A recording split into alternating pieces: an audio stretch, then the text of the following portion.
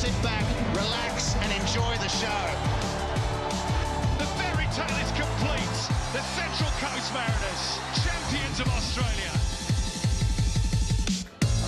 Good evening and welcome to a wet and wild Combank Stadium on Darug land of the Wongal people for the opening match of round 23 of the Isuzu Ute A-League season. You're watching Paramount Plus as we are into the sprint finish of the regular season. Marco Rudan and his Wanderers trying to cement their place in the six. They've been there all season, but a recent little wobble and 3 consecutive losses had them looking over their shoulders. They've steadied the ship. Back-to-back wins for the first time since November have them now on the cusp of finals football, but they can't afford to take their foot off the gas. It's a very different story for the visitors this evening. Brisbane Roar under Ruben Zankovic have no more options. 4 matches left. They need 4 victories and 12 points. They could get as many as 38. It may just be enough to get them into finals football, having missed the top 6 for the past 2 seasons. This famous club that have been through 4 different coaches this season are back in yet another rebuilding phase. But nothing like victories and finals football can help you lay solid foundations. It has been torrential rain for most of the day in Sydney. It has just about abated for kickoff, although more is expected later this evening. Hopefully it will not affect proceedings. Certainly the pitch looks in remarkable condition considering the amount of water it's had to absorb over the last 24 hours. The history between these two sides very, very even. Brisbane haven't lost in their last 5, including 2 draws here. As we have a look at the starting 11s. So back-to-back wins for the first time in 4 months for the Wanderers, after being named in Tony Vidmar's Ollie Roos squad for the Under-23 Asian Cup. Top-scoring youngsters Nick Milanovic and Lockie Brooke are both back after 2 games on the bench. Coach Marco Rudan sending Milos Ninkovic and Marcus Antonsen back to the bench. Jorrit Hendricks and Sonny Kittle continue in midfield after netting their first goals in red and black in that 3-1 win over MacArthur on Monday night. Just a 4-day turnaround then for the Wanderers, up against a Brisbane side for whom it is all or nothing. Coach Ruben Zankovic has made just the one change. It's a big one though, as defensive midfielder Taras Gamulka makes his first appearance in a month and first start since mid-January, and at second top scorer Nikola Mileuznic, who drops to the bench. No change at the back or up front, where Thomas Waddingham will be looking to add to his 6 goals and celebrate his 19th birthday on this day in style. Well, the former Sydney FC captain Marco Rudan now in charge of the team from where he was born and raised in Sydney's West.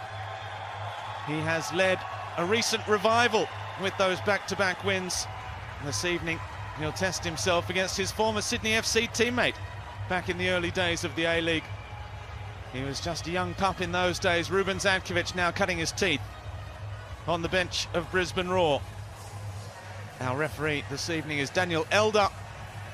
He's being assisted by Henry Day and Lance Greenshields running the lines. Tim Danaskis is the 4th official. Alex King and Sarah Ho are in the VAR room. Marcelo, the centre-back, with 2 goals to his name, both from headers. He has had 33 efforts at goal this season, 12 on target for Marcelo. A massive number, and just shows what a threat he is from set pieces. There is Jorrit Hendricks, the metronome in this Wanderers midfield. But a Brisbane side who have Jay O'Shea, the man who sees more of the football than any other player in the A-League. Round 23 is underway, a must-win clash for these two sides. The Western Sydney Wanderers desperate to make it 3 wins on the trot for the first time this season and take a further step towards finals football. Well, for Brisbane, no choice, only a win, and 3 points will do in the rain at CommBank Stadium. And to get us through all the action, I'm very pleased to say we're joined by Andy Harper in the hot seat. Andy, expecting plenty of goals in this one. Well, let's hope. I'm very happy to be here to watch this, Robbie. You do love the edge that life or death puts on a football match, and as you so accurately framed it, that's Brisbane's challenge tonight. It's such a tumultuous year. The return home into the centre of Brisbane, so much heralded, and really it hasn't gone to plan for Brisbane Roar, but they're still alive in the tournament, the competition, at least for the next 90 minutes. Can they stay alive for another week? They need to win here tonight to make sure that's the case. Well, they have been dominating matches in recent weeks, including a very good performance against the league leaders, Wellington Phoenix, last time out. But as Ruben Zadkovic told us in the pre-game show chat with Neve Owens, it's in the 2 boxes where they haven't been taking their chances, particularly up front, where goals have just been a little hard to come by. And when I say we're expecting plenty of goals, it's between 2 sides that have been conceding lots recently. Yeah, and Marco Rudan's team has stabilised since that run of losses culminating in the thrashing at the hands of Melbourne City. But I think a really close focus on the last 2 matches have shown they've been open for business to start both games against their recent opponents, Perth and Western United. As this one's taken quickly, and Corey Brown, who does have a goal to his name already this season. He's not a regular goal scorer. He was looking for the spectacular there. I should correct myself already. Perth and Macarthur, not Western United, and both those teams. Perth and the Bulls had great openings to the game and plenty of chances to rub salt into the Wanderers' wounds. Couldn't do it, and to Wanderers' eternal credit, they rode out the storm and won the 2 games, which has certainly stabilised things. And you'd think puts them in the box seat here tonight, Robbie, except for history, which is quite remarkably so against Brisbane. Wanderers, they just cannot beat Brisbane, not in recent times at least. No, 5 without a win against Brisbane Roar. They've drawn the last 4, including a 2-2 draw earlier this season, in which Brisbane were 2-2 up inside 2-0 up inside 15 minutes. But Milanovic and Antonsen in the 88th minute managed to claw it back for the Wanderers. But yes, the Wanderers have struggled in recent years against the Roar. In fact, it's only 3 wins in their last 14 matches against Brisbane. And the overall head-to-head between the 2 sides is very, very even. Lockie Brook twists away from Brown, is fouled, quickly back to his feet. Looking to celebrate his call-up to Tony Vidmar's Ollie Roos squad. And certainly will be hoping to go all the way and qualify for the Olympic Games. Lockie Brook and Nick Milanovic named in that Ollie Roos squad. It will, however, mean that they are absent from the last 3 matches of the regular season for Western Sydney, and massive matches they are as well. The Sydney Derby next weekend, where they are most definitely looking for revenge, because you talk about the 7-0 thrashing at the hands of Melbourne City. Well, there was the 4-1 thrashing at home to Sydney FC as well. Milanovic somehow manages to keep the ball and stay on his feet. And that will be a blow for Marco Rudan to be without his 2 top scorers during that under-23 Asian Cup. Hayden Simmons. Perhaps why he's using them tonight. Talked about the short turnaround from Monday's victory over Macarthur to this match on the Friday, but also wants to use his 2 young bucks up front while they're still here.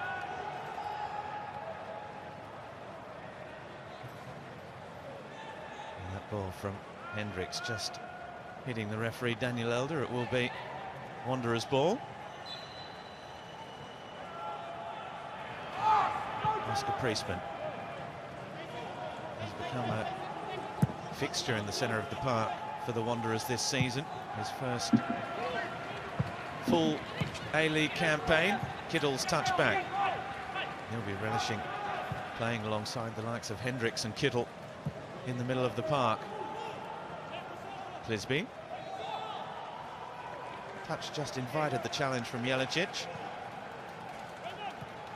Borello. Work with Priestman as well. Brandon Borello. The Socceroo, just the one goal to his name this season. Oh, as Berenguer. He saw that Lawrence Thomas was off his line as well, but he didn't connect properly. But that was a opportunity for the Frenchman. And an uncharacteristic error from Marcella. Lawrence Thomas playing in possession outside the box as that extra passing option for the central defenders, but the quick and unexpected turnover from Marcella, and Berenguer was right onto it. It was a good idea. Now the Wanderers are looking to take the initiative here. Simmons across, cleared by Kai Trewin. Corey Brown does well, but it's Nick Milanovic who keeps it in. Excellent left foot in him, Nick Milanovic, as we saw last weekend with a goal and an assist, but also a pretty handy right boot as well. Here's Hendricks. He may have got a taste for scoring after his first ever A-League goal last weekend.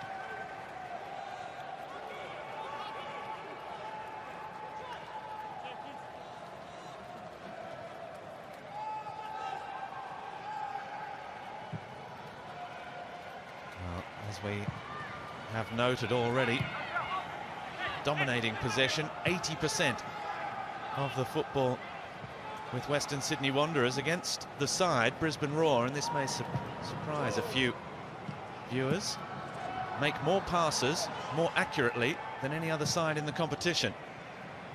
Here they have it back. Let's see what they can do with it, with Henry Hoare. Rolling it towards Waddingham. Jelicic was arriving. It was for neither one nor the other in the end.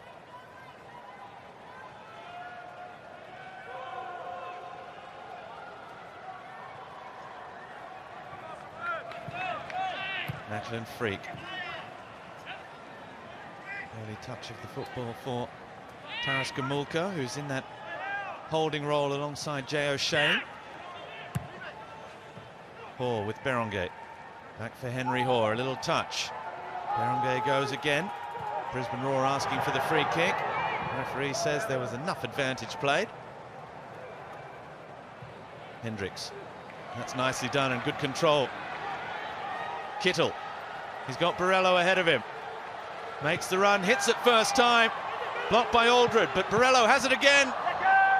Squared it towards Kittle and Milanovic.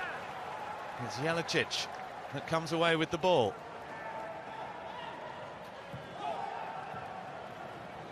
Now O'Shea. With Gamulka. First real effort. Half a chance for the Western Sydney Wanderers.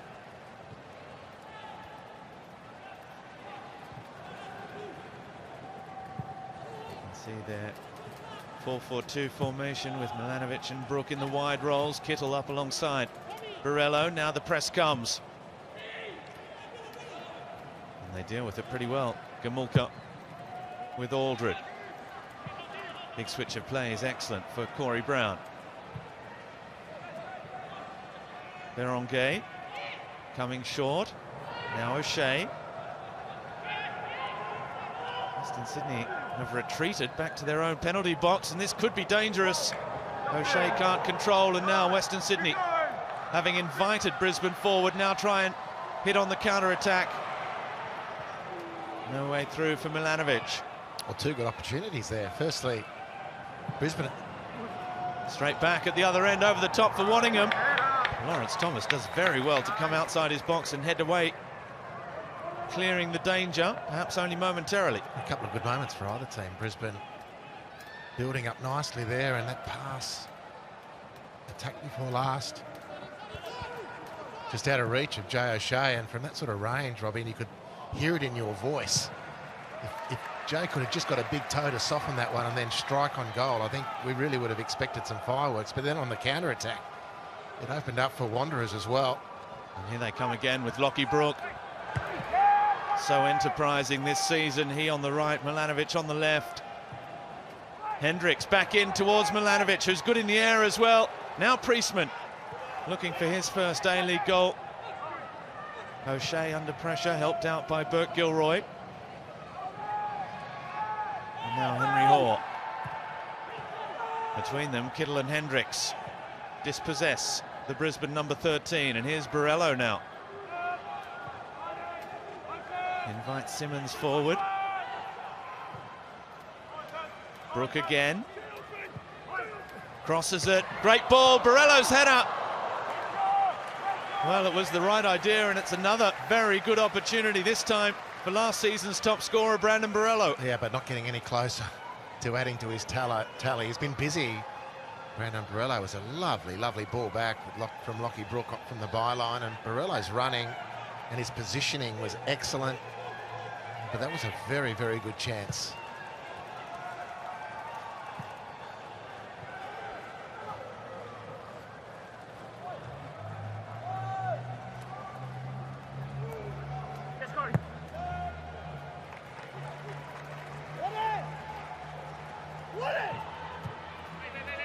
Now can Brisbane get into their stride? They were surprised early against Wellington. Here's Hoare. Couldn't roll it into the path of Berenguer, and Kittle just steals the ball away. Apart from one attempted tackle against Wellington Phoenix, they didn't touch the ball before they were already 1-0 down last weekend against Wellington Phoenix. And that goal from Božidar Krajev. Not often you get your first touch of the football and you're already trailing in a football match. I did go and check the 1974 World Cup final for good measure earlier today, when the Dutch were 1-0 up against West Germany before the West Germans and future World Cup winners had touched the ball. Now Brisbane on the front foot again. Burke Gilroy deflected off Clisby, appeals for a handball. O'Shea's head up. Aldred gives chase. Henry Hoare still asking for the handball.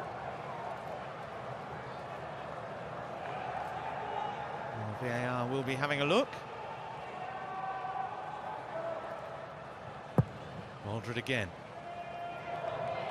Good switch of play, not for the first time this evening with Corey Brown. It's blocked.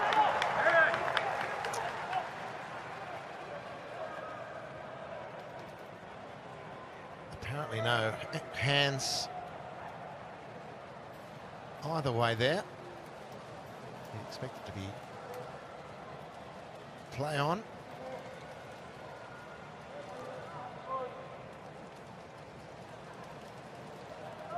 Two good attacks from Brisbane, and their 4-4-2 set up today. Really, on those last two attacks, bearing fruit. Corey Brown down the left-hand side, and Burke Gilroy down the right. The latter was the deliverer of that ball in for that shout for the handball. As it's taken short, it's taken a deflection. Oh, the ball bouncing around.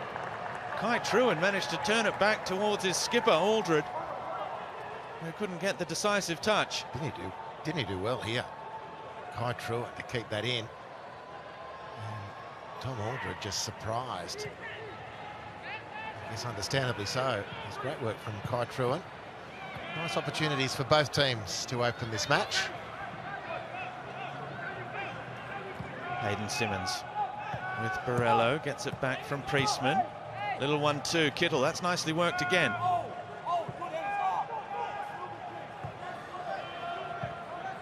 Marcelo, apart from that early little uncharacteristic coughing up of possession, is once again looking to direct traffic from the back. Beadling heads back to Lawrence Thomas. Beadling preferred to Bonatig in the starting 11. The youngster on the bench again. It's a good run from Priestman. Little touch off for Brook. His left foot is dangerous. And you saw there, so is Milanovic's. Kittle keeps it in. And it's a corner for the home side. Well, we've enjoyed watching Oscar Priestman making this ground as a senior A-League player. It's a good hit from Lockie Brook, but really what we haven't noticed is the power through midfield that he just demonstrated there to get rid of Keegan Jelicic and set up that attack. It was a wonderful burst from Priestman. More defending for Brisbane as it's played in to the feet of Brook. Kittle, Brook again. Still Brook. Oh, it's deflected. It's a great save. Priestman is there, Beadling rather. And now Hendricks.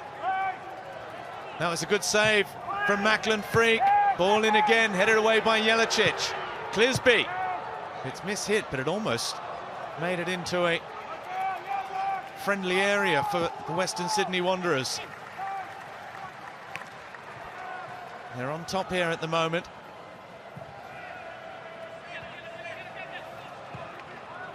Aidan Simmons with Marcelo.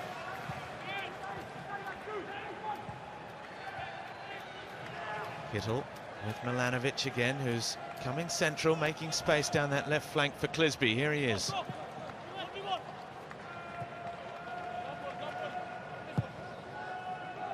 Beadling with Marcelo again. Brisbane working very hard to repel the Western Sydney Wanderers at the first line, not let them in behind. Oh, but there's a foul on Clisby. Injudicious from Henry Hoare, because Bert Gilroy was always going to get that. Overhit 1-2. He's got a bit of claret out of the nose as a thank you. And there's the foul, and here's the great chance. A couple of them that lined up. Nice work from Macklin Freak. Just didn't really settle after that for the Wanderers, who had two or three other players set their sights on goal. Jack Clisby couldn't really make the most of his shooting opportunity.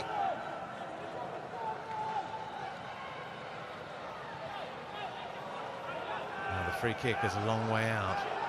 You're at Hendricks.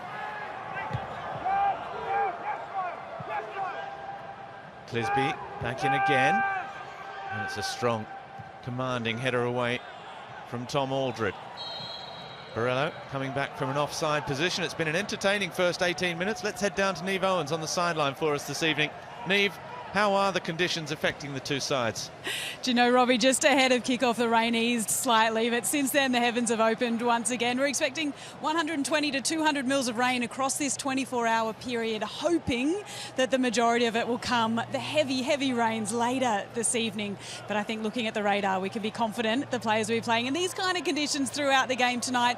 Although speaking to them after warm-ups, they said it wasn't an issue. The pitch is playing really nicely and it looks to be holding up okay at this stage. Ruben Zadkovic on the sideline here has been really vocal, Robbie, at the start of this game, urging his players to avoid turning the ball over in the middle of the park, to be patient, to hold on to possession.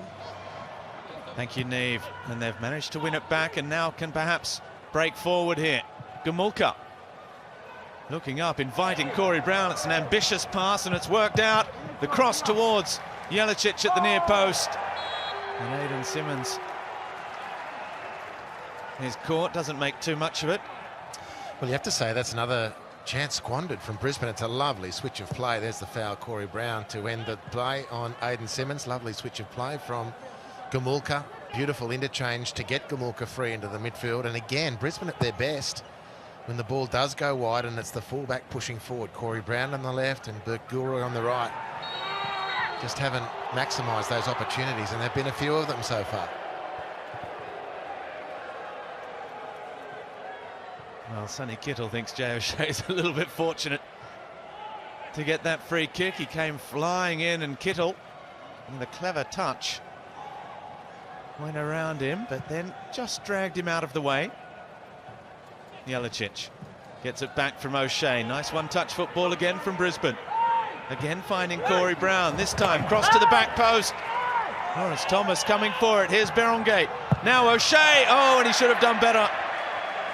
The Irishman looks at the turf to suggest it took a bobble. but that was an excellent opportunity to open the scoring. Wow, it's Thomas Waddingham making a nuisance of himself, and your top scorer and best technician. Well, that's why Brisbane are languishing at the moment. They pass the ball better than any team, more effectively than any team in the competition. And Daniel, oh, here we go. And they've handed it straight over again, Lawrence Thomas, this time with Henry Hoare now, trying to get it onto the right boot. The touch off O'Shea this time. Well, that's 2 chances in about 40 seconds for Jay O'Shea. Well, pre-game, it was the job of Daniel McBreen to try and explain how a team that is so effective in possession with the ball can create so many opportunities, can come up with so many duck eggs. And in 30 seconds, we've seen their best player deliver. Or not, as the case may be for Ruben Zatkovic. You would have put your house on at least one of those from Jay O'Shea. At least hitting the target. 12 shots already in this contest. It's better than 1 every 2 minutes at the moment. We were expecting a shootout. Certainly Brisbane have no choice.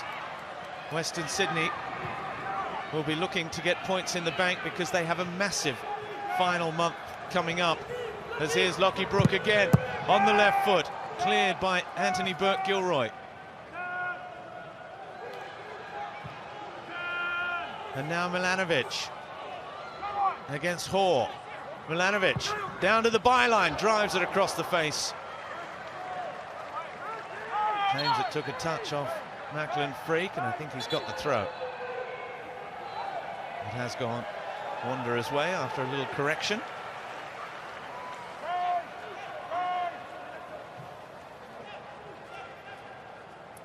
Beautiful from Milanovic. The team's going to miss him when he goes to the Olympic qualifiers. The viewers are going to miss him as well. He has delivered some beautiful football this season, Milanovic. Make the most of him for the hour or so, if he lasts that long, that remains here. Very open game, it's been a good one. A little bit of a trend continuing for the Wanderers, Robbie, in that they've been very exposed on a couple of occasions, as per the case in their previous 2 games, but they prevailed in the end. They played better to start this match than I think they did in either of those 2 previous matches, which is good. It opens up for Simmons, his shot blocked by a combination of Trewin and Brown. He was allowed to run a long way that time, Aidan Simmons.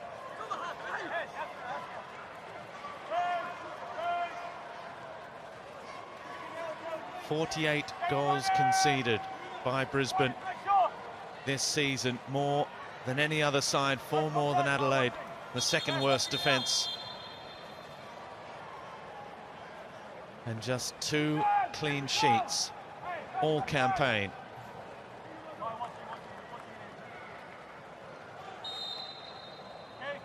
Now this is where Western Sydney are very dangerous. Kittle's ball in. Beadling was the closest to getting to it. Marcelo claiming he was being interfered with as it's back in towards Marcelo. That's a clever touch. Milanovic! Well, that was a great opportunity for that fabulous left foot, and he couldn't take it either. Well, if he's not the most dangerous player directly from a corner, Marcelo's shown from the secondary play just how dangerous and how deft this touch was. Beautiful, the awareness, the execution. And Milanovic, in his current form, was a good thing to hurt Brisbane there, just finding the side netting, however. Well, Fabio Gomez, the Brazilian striker of Sydney FC, has won more aerial duels than any other player, but certainly Marcelo looks, to the naked eye, the best in the air in the A-League this season. Certainly the number of chances he's headed at goal this term as well. Exactly, and I think tellingly, in a one-on-one situation, I don't think Fabio Gomez has got a lot of joy out of Marcelo in aerial duels when they've played against each other this season.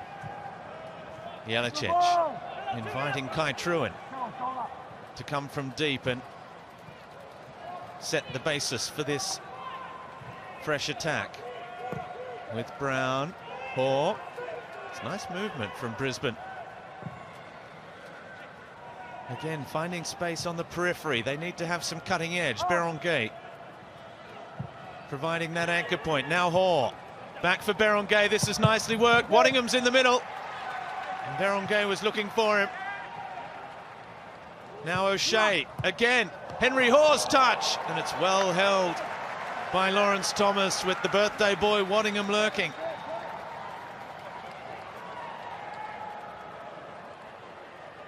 Now, Western Sydney looking to turn defence into attack. Kittle with Brooke. He's been lively as well. Kittle again, just beyond Hendricks. Waddingham with Brown. Western Sydney have dominated in that department in terms of attacking with the ball, but Brisbane have been dangerous, playing more of a transition game.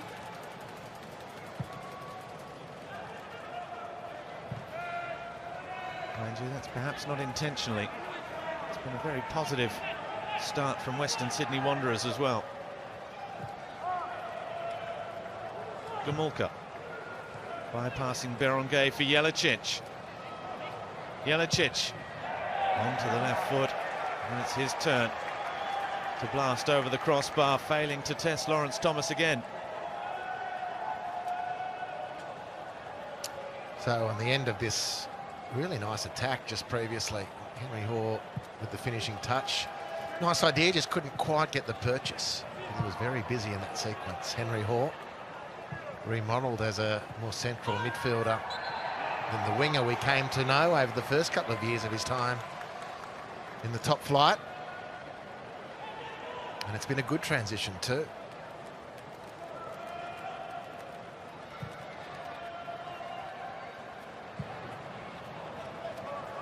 Free kick for the challenge by Aldred on Borrello.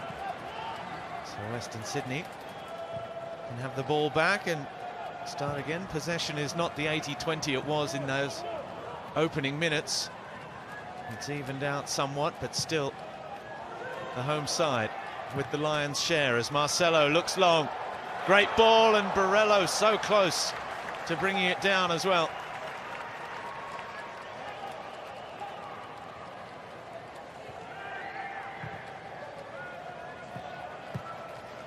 Here's O'Shea with Trewin. There's the possession, 60-40 now, as Brisbane is starting to enjoy some good passages. We talk about how they've made more passes and have a higher completion rate than any other side in the competition. Their average pass sequence is a little over 4 passes in a row, which is second only to Wellington Phoenix in the A-League this season as well. This has been over 4 passes again. O'Shea with Gamulka, a little too hot to handle for Berenguer. They've got it straight back though, and they've got Western Sydney back in their own trenches at the moment.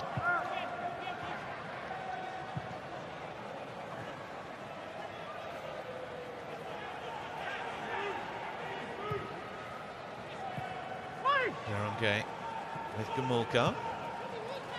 Now Anthony Burke-Gilroy, chance to run at Milanovic. Try and give him a taste of his own medicine. It's well defended by Milanovic, but it'll be a corner for Brisbane. It's a lovely move that from Anthony Burke-Gilroy in the initial stage.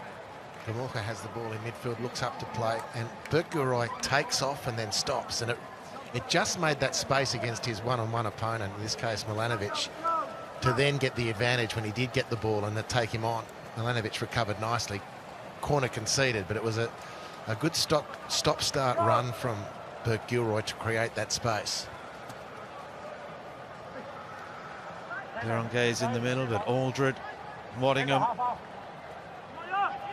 and Hoare forward. It's taken short. Jelicic with O'Shea, back for Keegan Jelicic. The training ground routine, in it comes.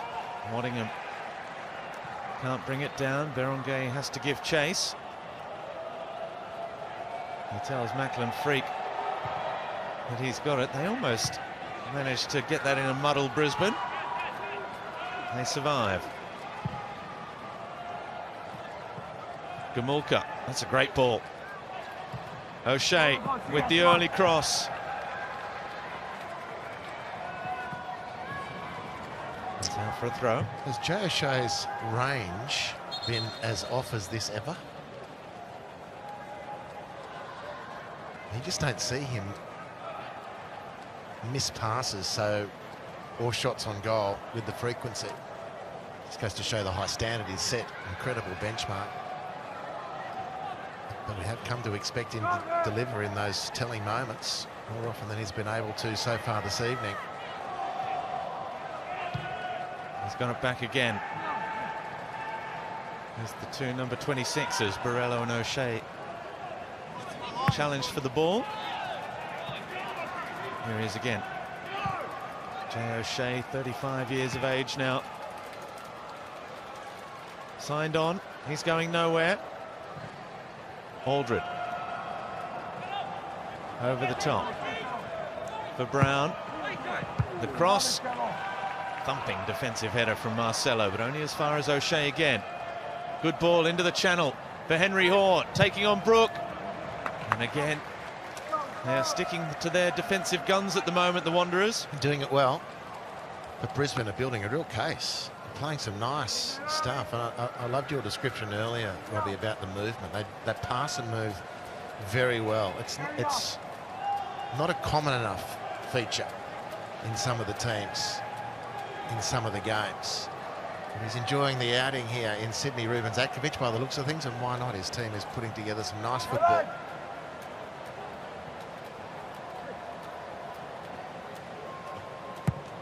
O'Shea. Again, the header from Aldred. And the captain with a Western Sydney special. They've scored more from corners than any other side, but now they've conceded, the Wanderers. And Tom Aldred, with his first goal of the season, having played his 100th match for Brisbane Roar last weekend. Now he has another goal to his name. Well, on the Harvey Norman replay, you can see the captain's earned it against the toughest aerial defender in Marcelo, and sandwiched with Thomas Beadling, who's no slouch either. It's a great header on the back of some nice play from Brisbane. Really strong stuff from the Raw skipper.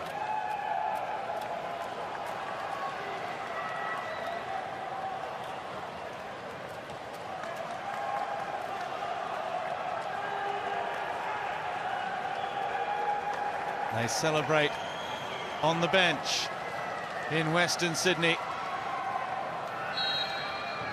Tom Aldred with his third A-League goal in this, his 5th season with Brisbane Roar. He picked up the Australian passport just a couple of months ago. So he's no longer a visa player, yet to sign a new contract with Brisbane, so out of contract at the end of this campaign, looking to finish on a high, but look out, because here's Brook, square ball, fantastic, oh, and the miss by Milanovic. Well, perhaps it is the conditions, because there are a few players out there who have forgot to bring their shooting boots this evening. Well, I think I've seen it all now. Firstly, Jay O'Shea for Brisbane, and Milanovic, the form he's in, the speckies he has scored.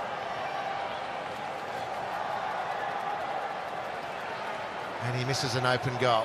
It happens from time to time, but what a great answer that would have been for the Wanderers so soon after Brisbane take the lead. Not to be. Big escape for the Raw. And it was the two young guns combining, the two Olyroos stars of this Western Sydney side, Lockie Brook and Nick Milanovic. Unable to make it count. Brook had that great opportunity earlier, deflected off Trewin and saved by Freak. Perongate hounded out of it by Lockie Brook, who's on the charge again.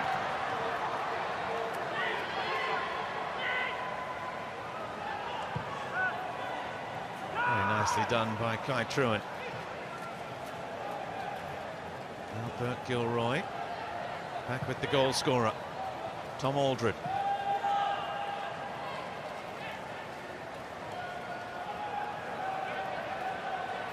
Henry Hoare for Jelicic.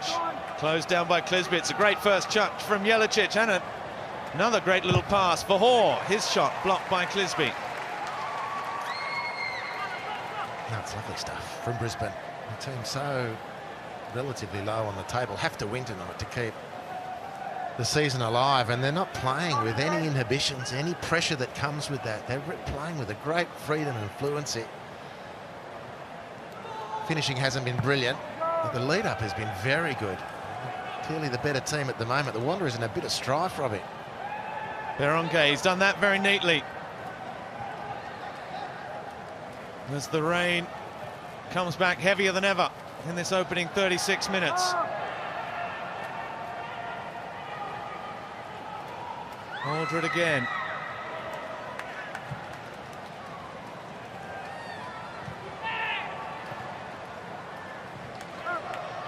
Truan, and now O'Shea. It was he that delivered the corner for Tom Aldred. The two veterans of this Brisbane side. Oof. That was a clever little trick from Jay O'Shea, and then decides to try another effort from distance, off target again.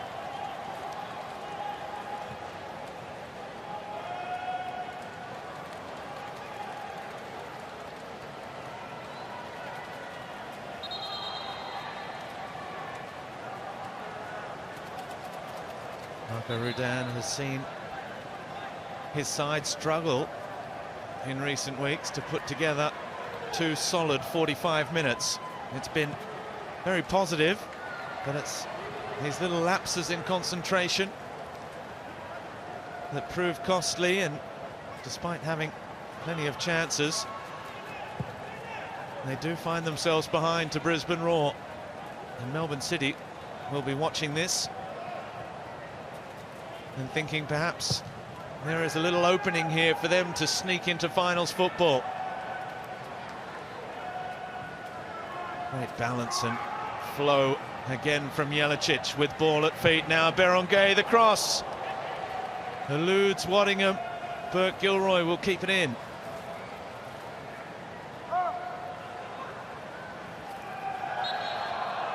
Another great attack. And the Wanderers in recent minutes have had real trouble in the centre of midfield. And the Brisbane players just streaming through Henry Hoare. That last occasion, Keegan Jelicic. Kittle finding it difficult to stop the play. Hendricks the same. And the Wanderers back four then is left facing this oncoming Brisbane rush, who've created some great chances. They really should have done more with that last attack.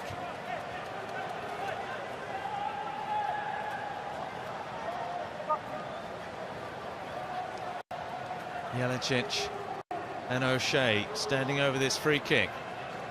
6.5 minutes left in regulation time in the first half.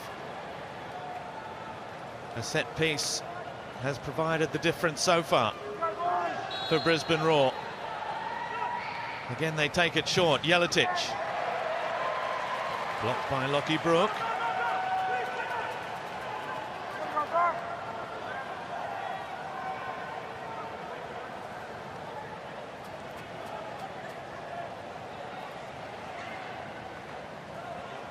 Anthony Burke-Gilroy.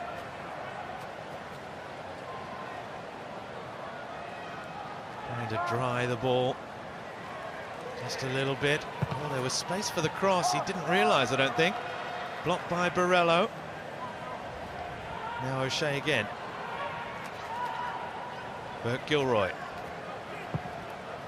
O'Shea's ball in. The header by Beadling. By Sonny. Oscar Priestman, who's fouled.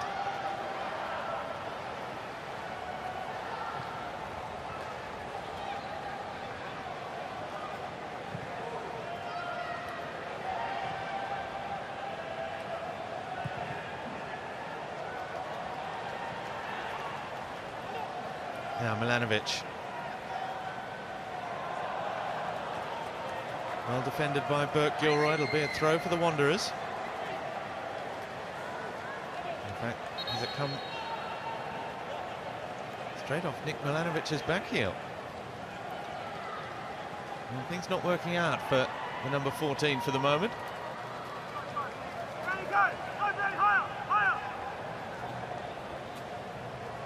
Keegan Jelicic is another player who'll be eyeing off that Ollie Roos squad should they qualify for Paris as well. He returned to the A-League looking for game time. He's a very, very talented player. Well, there's a wonderful opportunity brewing here for Brisbane in a game they must win. And they must sense that the Wanderers are there for the taking at the moment. In fact, halftime might come and save Western Sydney. They're just showing those signs at the moment. And they've shown them in recent weeks, but to their credit, they've been able to sail through into safer territory and win the football matches. And they could do so again tonight. They've played some really good stuff, but there is this opportunity, the way I'm watching things at the moment, that's presenting itself for Brisbane, running into half-time. If they're good enough. They won't be with distribution like that from the skipper and goal scorer.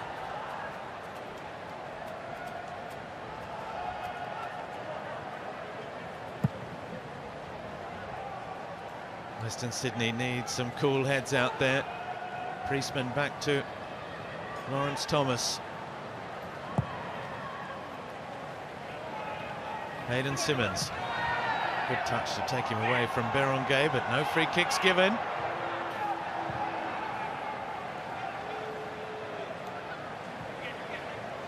Gamulka with O'Shea.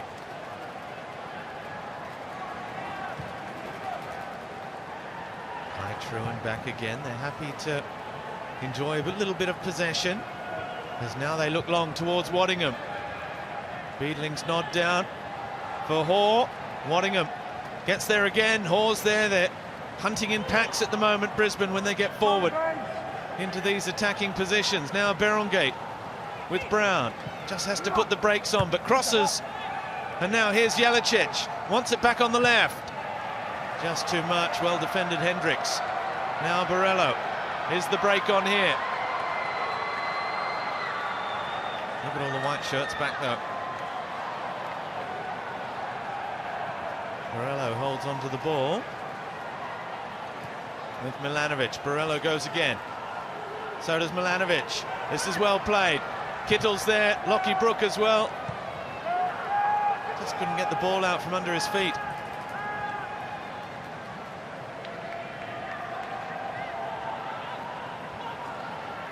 Hendricks. Can Western Sydney finish this first half with a flourish? Milanovic. Nicely done, Milanovic. The shot was tame though. Yeah, trademark shift of the body as he dribbled to make the angle for goal, which is good to see.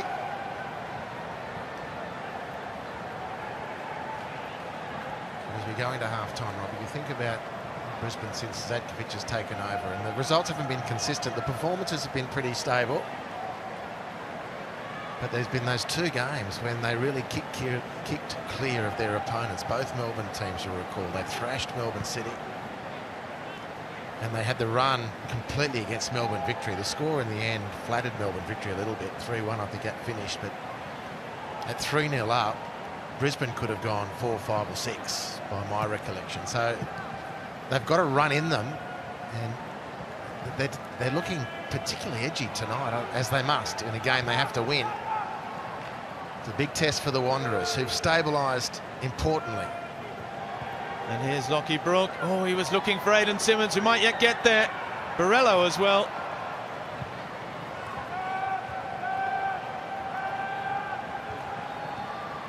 Western Sydney are going to have a couple of extra minutes added on in first half stoppage time to try and claw back an equaliser.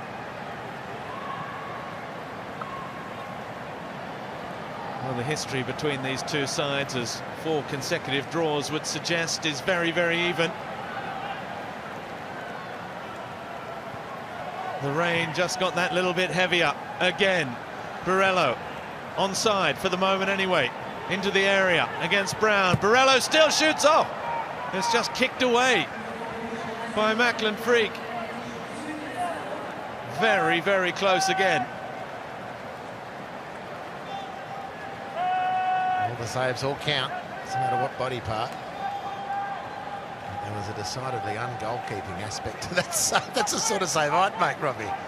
Thrown in to play goalkeeper. Header away by Kai Truan. Simmons is taken too long. O'Shea's run it down. Now Jelicic arriving. Waddingham wants it in behind. Doesn't come. Berongate. It was on too. It really was on. Just trying to absorb some time and some momentum that the Wanderers had earned for themselves over the last couple of minutes.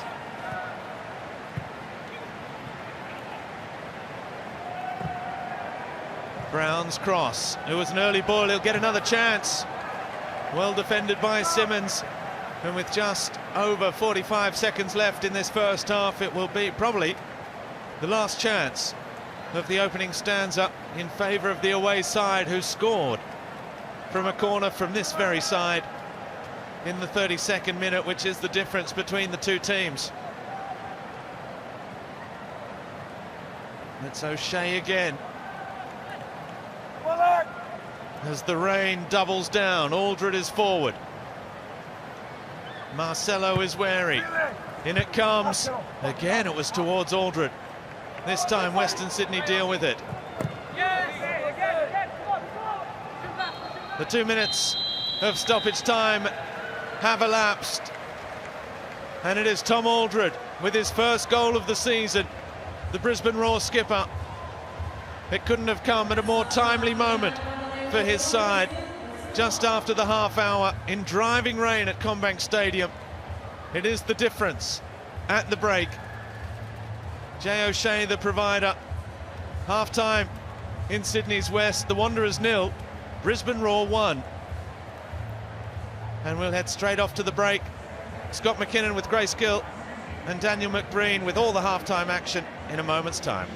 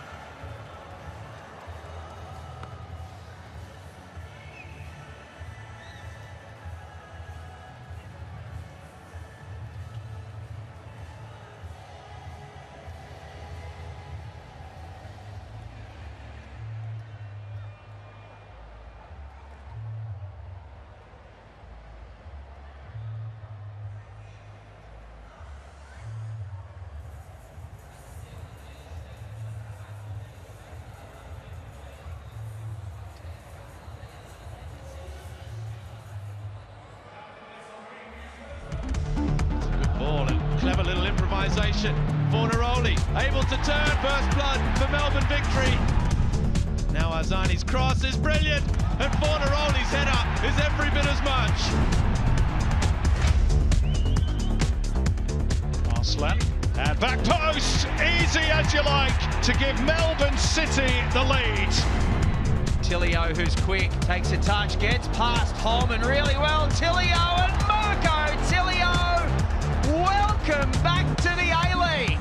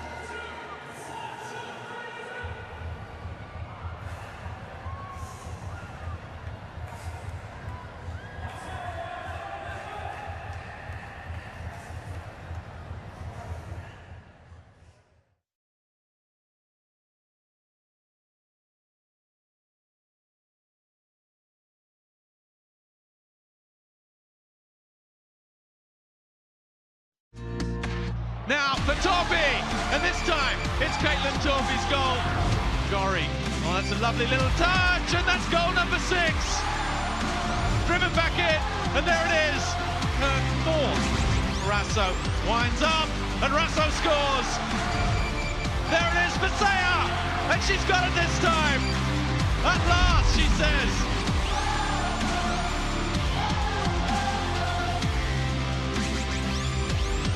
It's an early one on Wednesday week, 9:30 a.m. on Channel 10 and Paramount Plus to catch the Matildas against Mexico.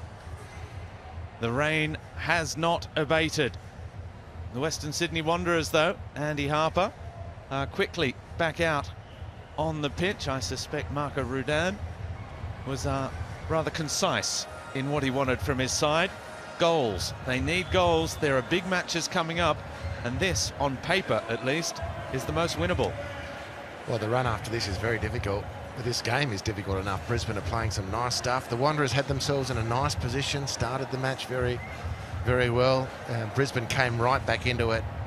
Since then, Wanderers have had chances at goal, but Brisbane, to me, have looked like the better of the two teams. So I'm sure it was a very Depends on how much energy could be generated at that half-time. This has been a challenge for the Wanderers in recent weeks because of the difficulties the club and the football team has had. But they're still well in this.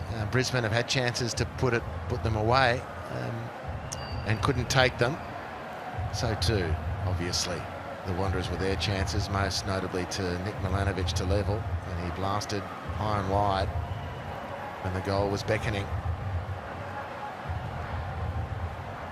Well, unfortunately for the Western Sydney Wanderers, this is a recurrent theme. They have the worst expected goals tally over the first 23 matches of the season of any side in the competition. They've outscored it by over 5 goals already, so they're already punching above their weight in terms of expected goals, and it's again the case this evening. They have an XG of 1.07 against Brisbane Roar's 0.69, and the majority of that 1.07 XG is courtesy of that Nick Milanovic opportunity. That was the big one, the biggest chance of the match. 0.552. Compare that to Aldred's 0.073. Means basically only 7 in 100 get scored in that situation. But the second half is underway. The Western Sydney Wanderers know what they have to do.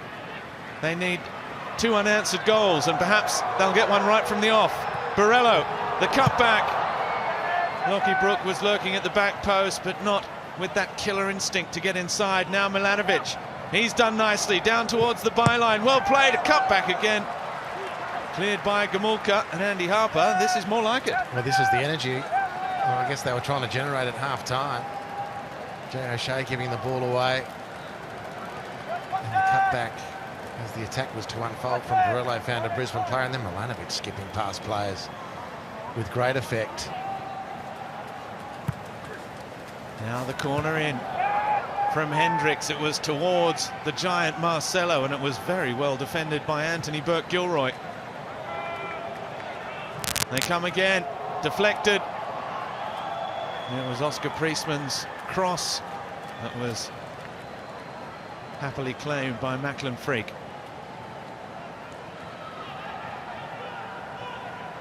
Well, Brisbane also have to be careful, because we talk about how Western Sydney may have struggled to put together a full 90 in recent weeks. For a mixed bag, 3 consecutive losses, and now back-to-back wins. But for Brisbane, it's a very similar story. They've played well in periods, but lapses in concentration have proved very, very costly. And now it's Western Sydney looking to start the second half the way they did the first, on the front foot.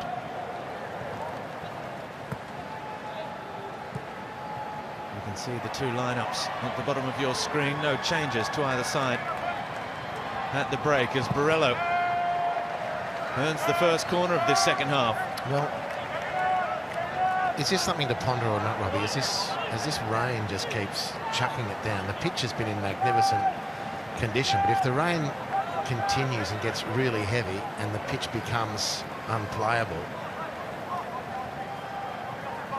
you get to a point where a result will stand at some stage. So the Wanderers really need to get a wriggle on here, just in case. And there's no sign at the moment of that happening, but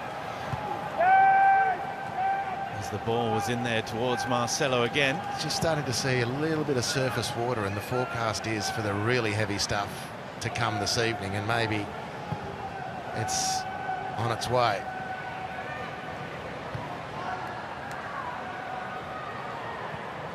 Well, in theory, if we are to have a stoppage where the game cannot continue, and with the difficulty that there is to try and reschedule it before finals football, with the very congested fixture lists that we have these days and in the final 3 weeks of the season, the result can stand as of half-time. So you're absolutely right. if the rain does continue, and we'll get down to Neve Owens at the first possibility here to see what the story is, because that rain at about Tom Aldred's goal mark, the heavens opened again and kept coming. Here is Aldred. Long over the top, Aidan Simmons gives chase.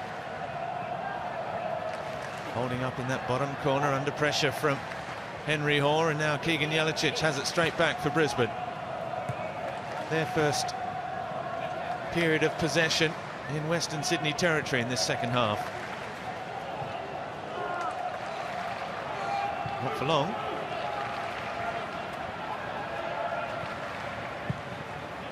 Demulka with Aldred. Freak. That's nicely played. Burke Gilroy up the line for Berongate. Jorrit Hendricks gives chase. Berongate, the former champion with Melbourne City, squares it for Jelicic. A little touch off for O'Shea. And Lockie Brooke has done brilliantly in a defensive capacity this evening. He was there again. Gumulka with Brown. Jelicic again. Hoare wanting him in the middle. Berongate at the edge of the box. Here's O'Shea, still only wanting him to aim for.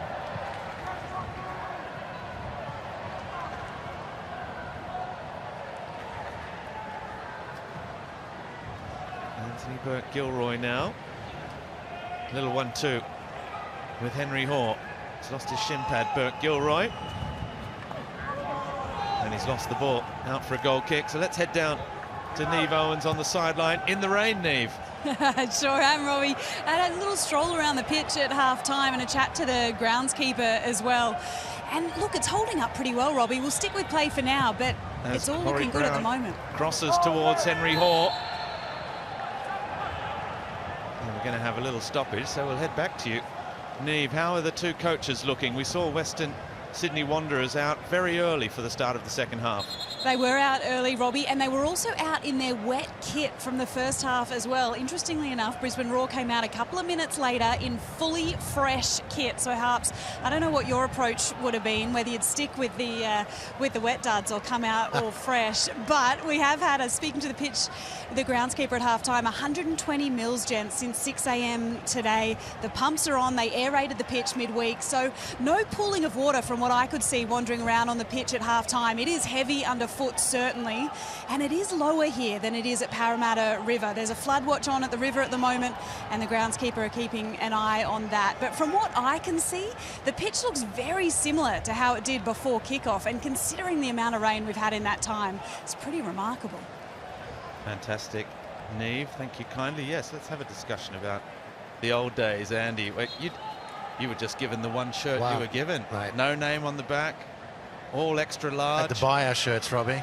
They were woolen, weren't they? In this kind of weather, they would have weighed about 3 kilos by the end of the game. Had to buy our shirts, that's right. We had to get up 2 hours before we went to bed.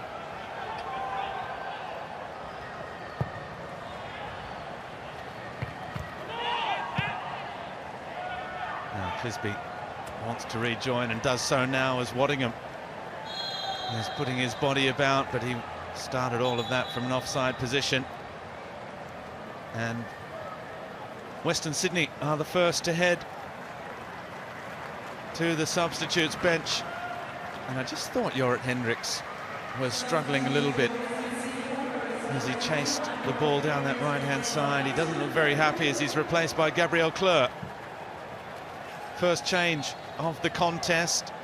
It comes in exactly the same minute as Marco Rudan made his first change on Monday against MacArthur when he brought on Nick Milanovic,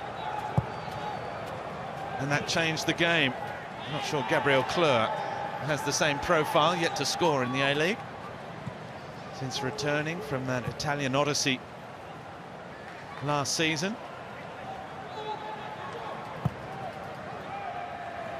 I guess it didn't matter if you came out in a dry shirt or a wet shirt. After about 25 seconds, you were all drenched through to the bone. Hoare again with Berongate.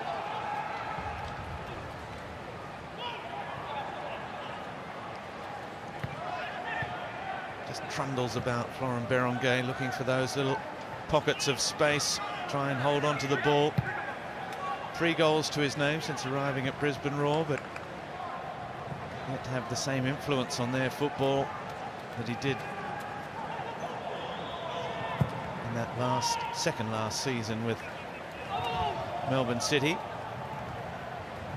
So the change from the Wanderers is instructive. Gabriel Clerc has been familiar for us as a right fullback, covering at great energy and intensity the right flank for the Wanderers. It's a straight swap straight into the centre of midfield, which just underscores to me the impression that Brisbane's run through midfield has been something the Wanderers have not been able to stop.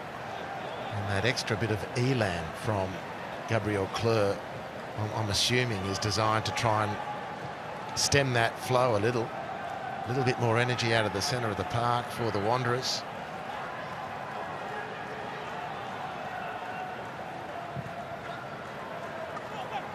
Gumulka with a great switch of play again to Corey Brown, who is finding himself a very good target at the moment, hugging that left touchline.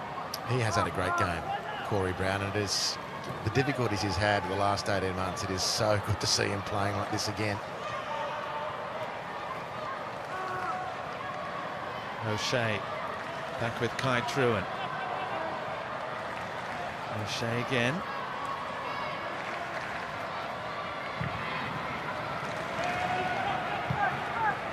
Good switch for Burke Gilroy now with Gumulka.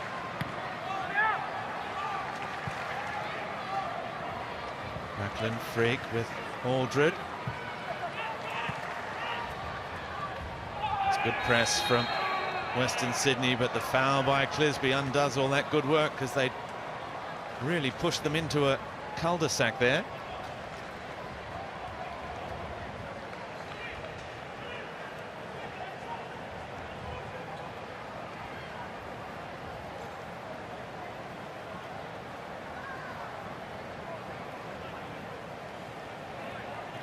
Ruben Zadkovic, it will be nothing short of a miracle if he can get Brisbane Roar into the finals.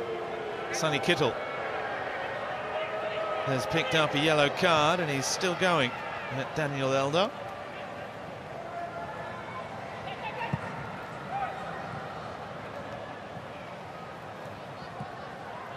First booking of the match in the 56th minute. The referee just telling him if he keeps chatting away, he could find himself off. Aldred long for Henry Hoare, trying to help it on its way towards Waddingham. Now Clisby. Priestman dispossessed by Berenguer. Early ball for Waddingham. Waddingham shoots, blocked by Marcelo. Here's Jelicic. Jelicic against Simmons and Brooks. Still Jelicic with O'Shea. Burke Gilroy back with Jay O'Shea. And again, the go-to ball. The big switch again for Brown. Lovely first-time ball for Jelicic.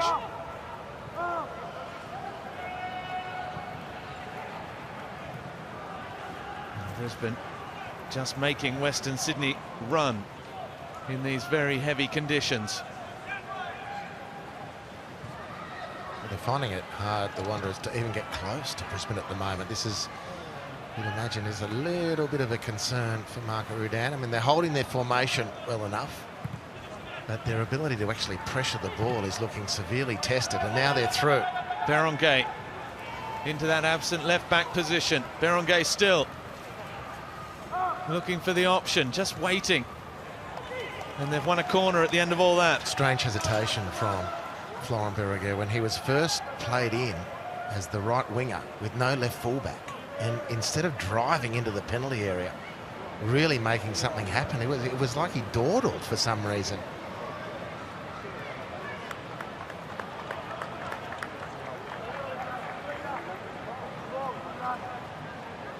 It will be Corey Brown to take as we approach the hour mark at CommBank Stadium.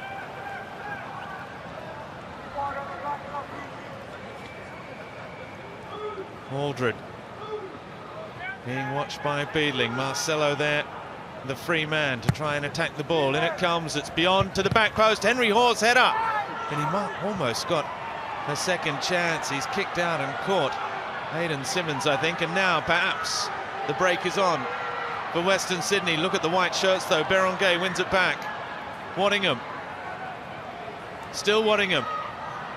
It's a good run down to the byline. 19-year-old on the day of his birthday showed great maturity there in the end, having dribbled his way to the byline. Brings it back. Brisbane still have the ball. O'Shea, the cross in. Marcelo contorting his body to clear that one from under his own crossbar. Jelicic into the area, still Jelicic. He just out-tricked himself that time. Well, as well as Brisbane are playing, the Wanderers want to be thankful they're playing against a team that's really lacking a little bit of conviction in the penalty area. Here's the effort for Henry Hall. Doesn't make the most of it, but they scramble it very well. They crowd the Wanderers out, they win the ball back quickly and have another effort on goal, and they're really sailing very close to the wind at the moment, Western Sydney. Question, as they enjoy the respite of this free kick, is if Brisbane have the appetite to drive the gap even further between they and their hosts. Because it's there for them, Brisbane, in a game that they must win. Two more changes after Kleur replaced Jorrit Hendricks in the 52nd minute. It's now Lockie Brook and Sonny Kittle who are making way for Ninkovic and Parius, old and new. Dylan Parius, who's arrived this season from Western United and will add real pace and a bit of cutting edge with those runs in behind to try and stretch Brisbane's defence. Ninkovic will provide the guile in that number 10 position. A little less pace, perhaps.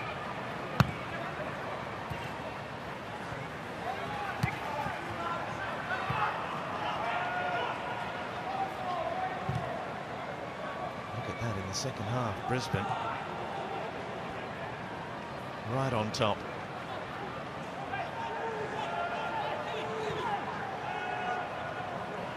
But there's just the one goal in it. And how many times have we seen it this season? That one goal invariably isn't enough in this 2023-24 campaign.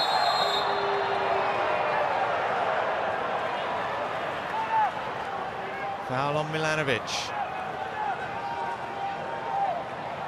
Yeah, Berenguer just reaching in. There's the contact. Not quite sure how he doesn't agree that's a foul. It's pretty clear. Good opportunity this for Western Sydney. You'd imagine Marcelo is making his way into the penalty area. There he is, the skipper, into the 6-yard box.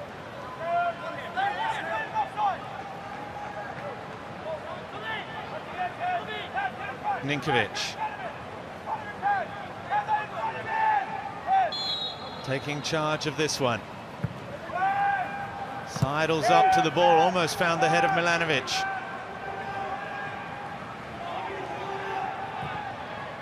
Simmons with Parius. Kleur does well to make space. Beadling's header was brilliant, and so was the save from Macklin Freak. Remarkable piece of goalkeeping. Excellent work. Good header from Thomas Beadling. Dangerous hesitation in the clearance from skipper Aldred. It's a great header, this. Excellent save. And Tom Aldred, instead of planting his right foot and clearing the ball with his left, I'm not quite sure why he hesitated, because thereafter he's conceded the corner and they've got more pressure. And we know how good Western Sydney are from corners. Clisby's ball. Milanovic. And there it is! Dylan Parius, the substitute. Less than 3 minutes after coming on.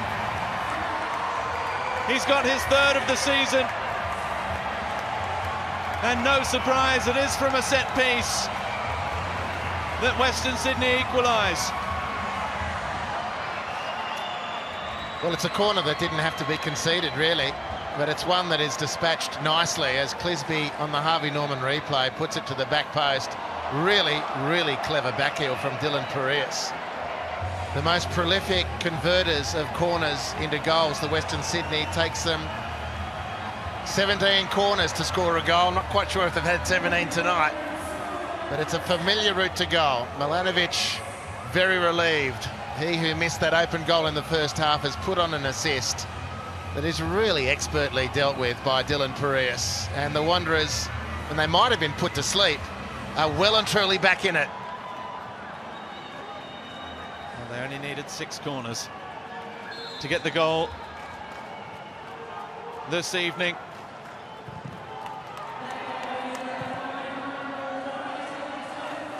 And is it Brisbane Roar who are going to be left to regret another match that promised so much and perhaps will deliver not enough? With the matches that remain, Mile Uznic has come on in a change for Brisbane Roar after that goal. The first change for Ruben Zankovic to replace Taras Gomulka.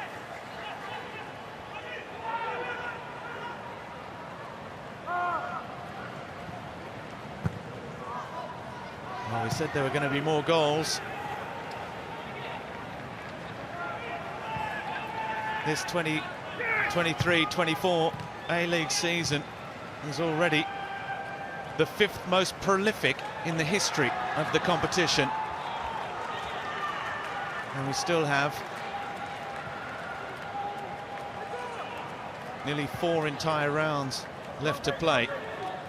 There is little doubt we will eclipse the all-time goal-scoring record in an A-League season, which currently stands at 500 goals, finals included, which came last season. Well, we're sitting now at 447.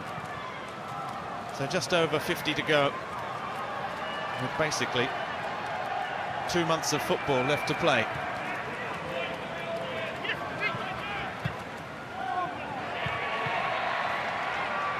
A long and roundabout way of saying that we're midway through the second half and there's still plenty of time for a lot more goals in this one. I gotcha. Clisby sliding in. Now he's come off second best there, but Milanovic has kept the ball alive for the red and black. Marcelo. Ninkovic. Turning away rather fortuitously, perhaps he got it back from Kleur. Oh, and that's a poor pass. Looking for Parias, who was looking to dart in behind.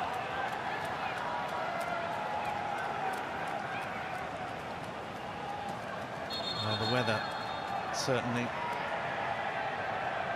wasn't conducive to a big crowd this evening, but those that are here are starting to find their voice. They have seen their side get back on level terms. And there is plenty of attacking firepower out there. Asking too much of Dylan Parias. And Barella will run all night. And with Ninkovic there to distill the passes, you wouldn't back against them.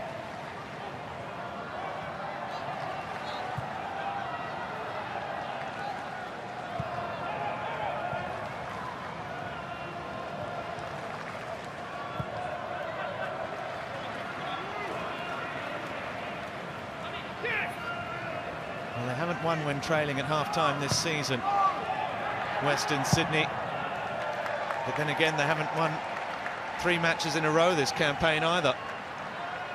And they've got the 3rd worst home record in the league coming into tonight's game. So there's a lot, apart from the points, to try and get out of this. Clare, look at the space on the right-hand side. He's just forced Simmons a little wide. He's still in the middle, Clare. The cut back for Borrello. Tried to take it with him. Now he's got it under control. Clisby's done well. The cross headed away by Aldred. He's done the job in an attacking sense and now has to do it in his own 18-yard box as well.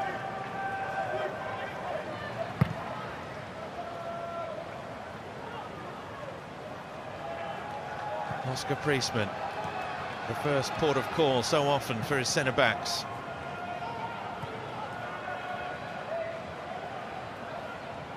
Marcelo was looking for the option. Ninkovic was a little slow in presenting, nobody else did.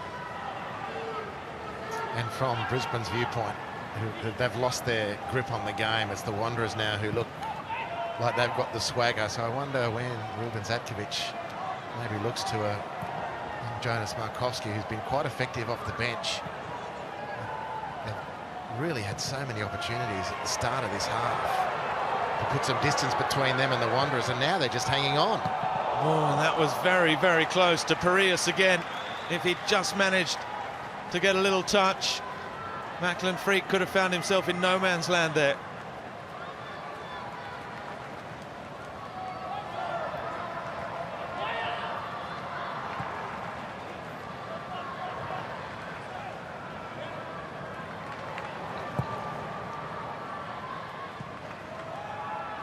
Corey Brown. Oh, I think he was looking for Waddingham. He almost found Berengay, and that's very astute defending from Kai Truant with a very important interception. Now Miliusnic with O'Shea. O'Shea's cross towards Waddingham. Good defensive header from Simmons. Has it again with Marcelo. Clerve forced to stretch, but they've done that pretty nicely.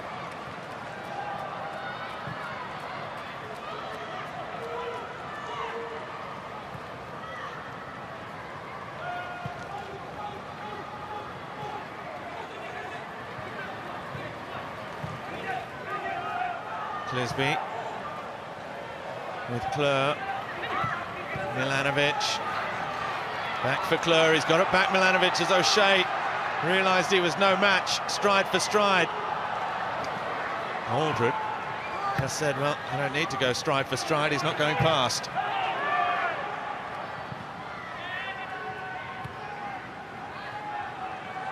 Marcelo with Ninkovic.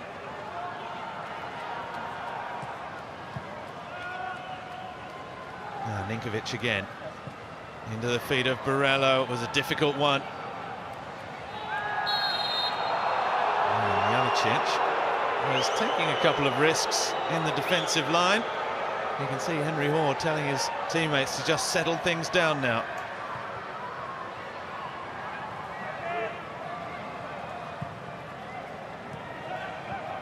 Kai Truant with Henry Hoare. Ruben Zatkovic is preparing another change down on the sidelines. As here is Miliusnic with Berengay. Jelacic. Oh, that's very well defended by Beadling, had to be. Worked the ball nicely, repeatedly, into the final third, Brisbane. Thereafter, they just lack a bit of punch, and they certainly lack getting numbers into the box regularly, good numbers into the box. Must win this game, Brisbane. 1 point is no good to them. We're in the 73rd minute. We've had 2 goals, and both of them have come from corners. As Jay O'Shea stands over this. He's going to take it short again. O'Shea trying to just heal his hammy. Now they're trying to get Simmons back. It's a bit of a training ground routine to try and work the short one, and it hasn't gone unnoticed, not by any stretch. Now it comes short. O'Shea with Jelicic. And after all of that, rather theatrical. I think it was a pretty similar outcome in the first half when they went through a similar routine. Now Miljošnić again. And he's managed to get the cross in, but not to any great advantage. Claimed by Lawrence Thomas. And Piraeus is on the charge again. Little bit of space to work his way inside. With Borello. Kleur. Milanovic. Clisby's overlapping run. Milanovic's cross is poor and dealt with by Aldred. And Anthony Burke-Gilroy says anywhere will do. And that's a little sign of the pressure they're under at the moment.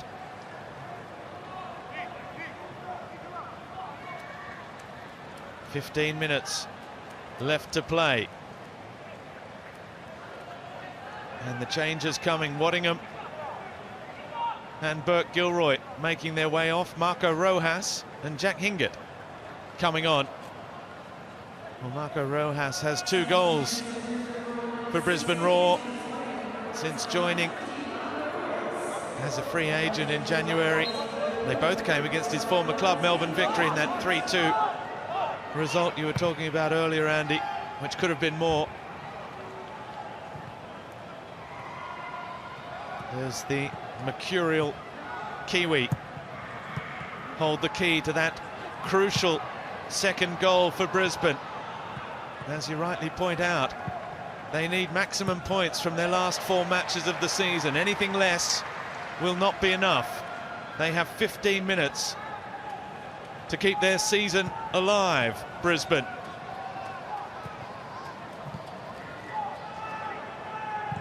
Hoare outside, first touch of the ball for Hingett. Down to the byline, and he's won a corner.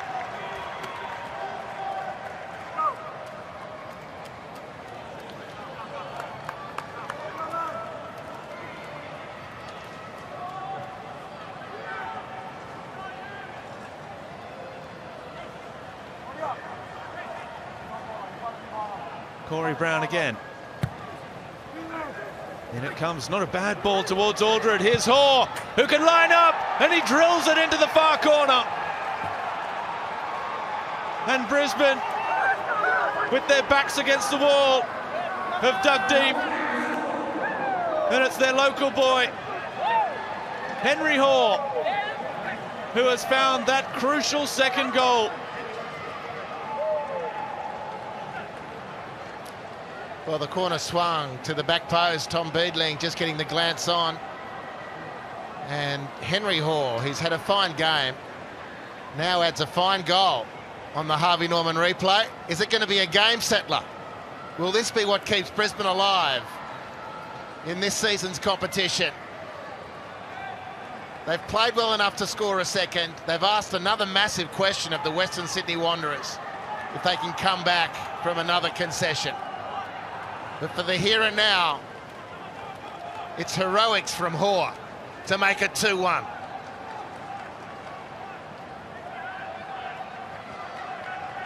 He's still got that blood coming from the nose, which has been the case since the first half, in a collision, I think, with Jack Clisby. Jack Clisby's shoulder, to be precise.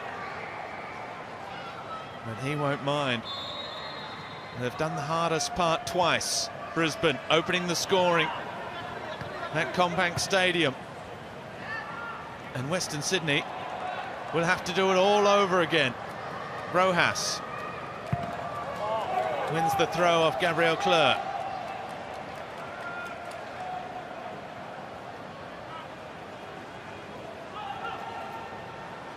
Well, seasons are decided on crucial moments. And could it be that Henry Hoare, who's had his best A-League season, provide that moment there?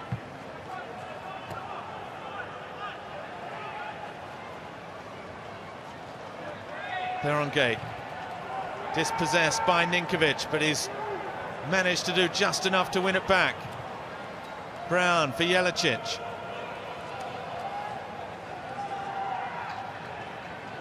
The touch off, a little too casual from Keegan Jelicic. Here's Priestman.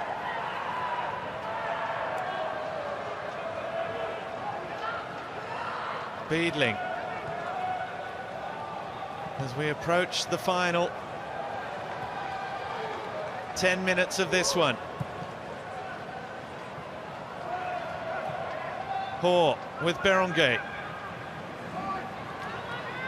And again, he's able just to win a couple of seconds. Florent Berenguer. But Western Sydney have it back again.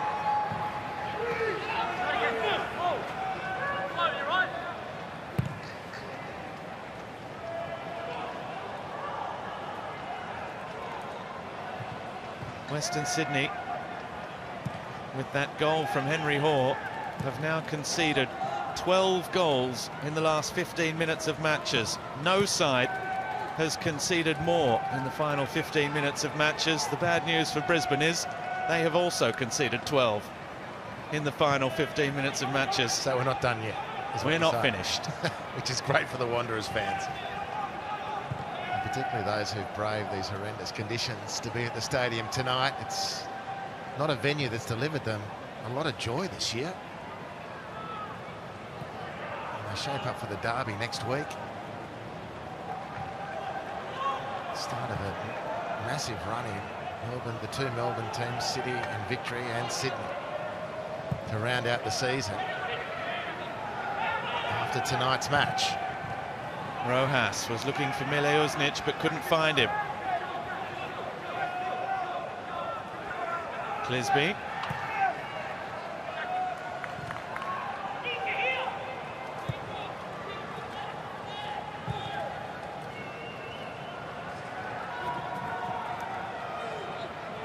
Western Sydney's last win at Combank Stadium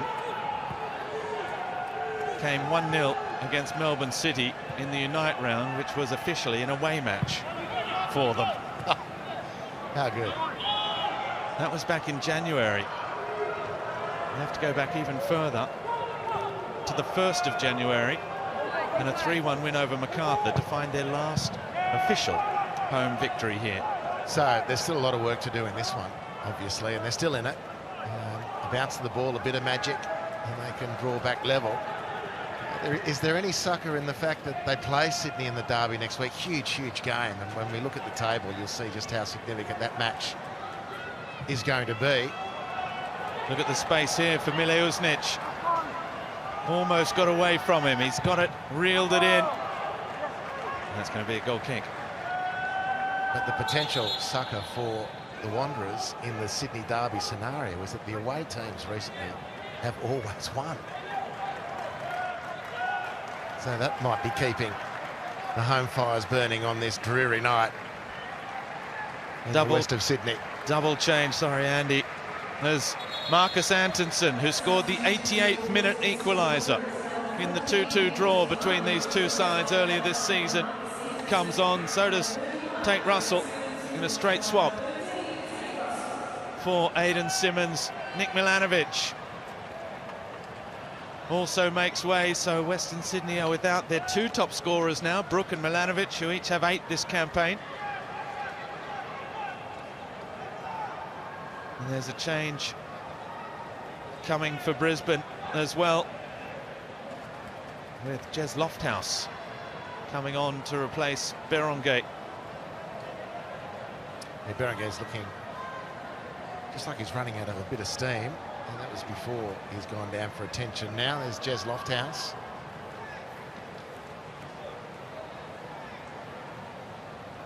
I wonder if this will have Keegan Jelicic redeployed into a more central position.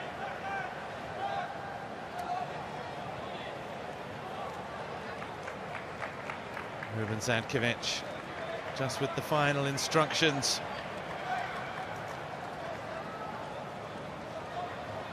Lofthouse, just his 11th appearance of this season.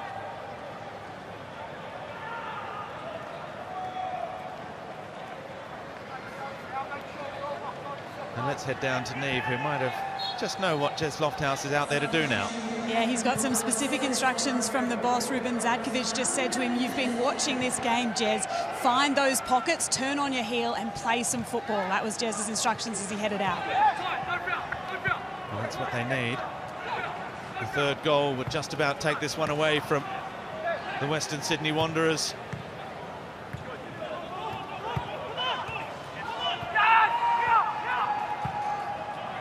Hingett back. Aldred gets the free kick. And he manages to get back into the field of play before succumbing to that injury.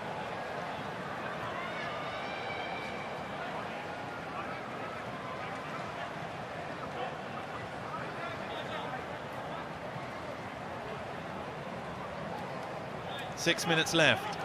Antonsen it was with the foul.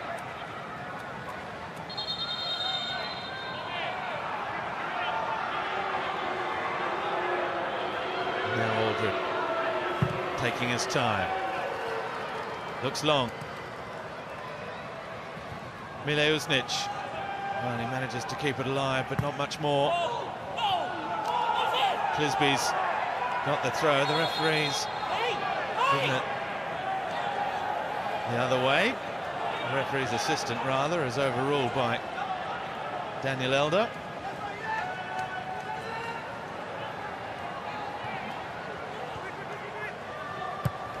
Well, there is a thrilling finish set up for this one in what is going to be a massive weekend of football in the Isuzu Ute League, with the Melbourne Derby tomorrow evening, as well as a top-of-the-table clash between Wellington Phoenix and the Central Coast Mariners in Gosford. As we have a look at the Paramount Plus player index, Parius and Hoare, the goal scorers. Aldred is there as well. Lockie Brook, who's watching from the bench now, also performed well, but it's the goal scorers who are featuring as Brisbane look to eke out every second. Kleur with Priestman. Clisby.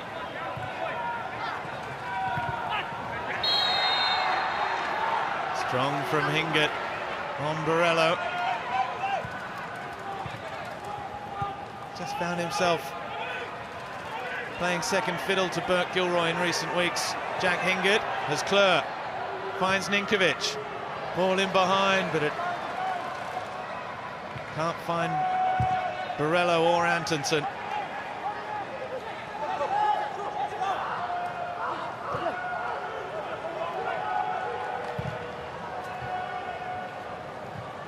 Marcelo. Russell with Parius. Dylan Parius with a fistful of Corey Brown's jersey. They've got it back. Russell, it's a clever little pass for Ninkovic. This is nice football. Antonsen, oh, it's got to be a penalty, surely. It's come off the hand of Aldred.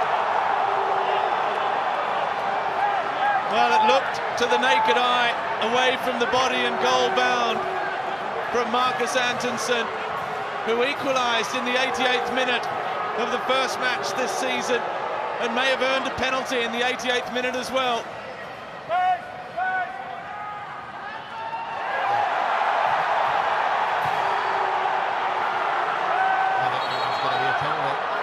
Wonderful header from Antonsen. It's been waved away.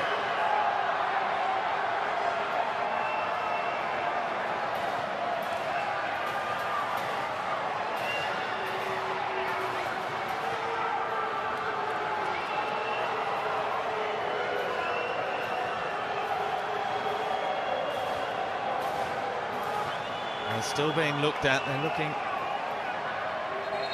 perhaps to see if it came off the body first. I guess There'll be an on-field review now with Daniel Elder. I guess the other question is there going to be enough evidence to overturn it? I mean, your instant call was penalty. First replay I saw was probably hit his hand away, but actually when you look at that replay again, it's not definitive. Might this one be better? Not really. Well, that clearly hits the left arm and bounces away. The question is, I think so, yes. I think so. It's clearly yes, I think. Can't see if that's his chest in there or is... That looks like there. That's Does it hit the chest first? That's the other... Well, this is the other question. So is there chest to hand in that situation, strictly speaking, is not penalty? And is there enough information there for the referee to say, well, yeah, I clearly got that wrong?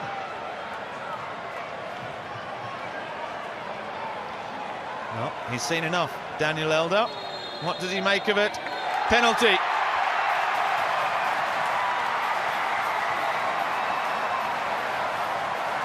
Tom Aldred, whose first goal of the season.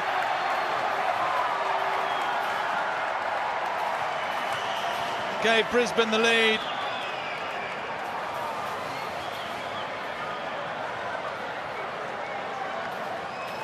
And a yellow card as well for Tom Aldred.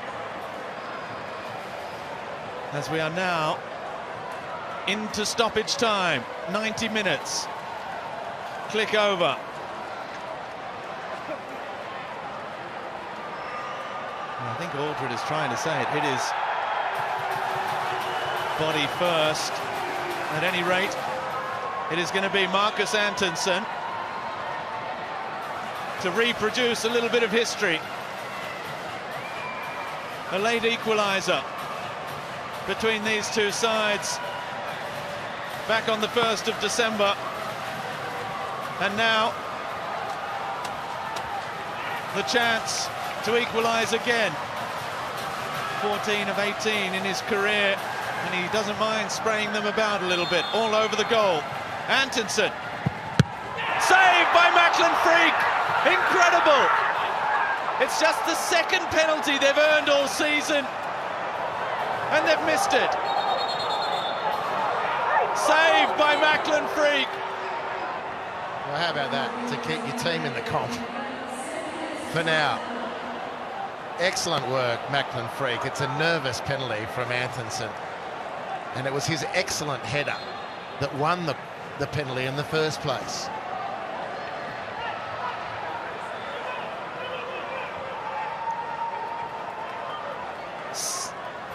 Seven minutes of stoppage time as we have a look at the ladder. The Western Sydney Wanderers, as it stands, stay 6th, but Melbourne City take on victory in the derby, can close right up behind before these two sides meet in 2 weeks' time. Well, for Brisbane, they are closing up as well. The gap, as it stands at the moment, is just 5 points for them, with 3 games left to make it into the 6. It's still a big ask, but they're doing what they need to do here. And 5 minutes still to play. It's a big ask for either of these teams to resist their opponents from here. There have been great opportunities created by both Brisbane and the Wanderers, and there's still time for more. Can Brisbane hang on? Away from home. Marcelo looks long.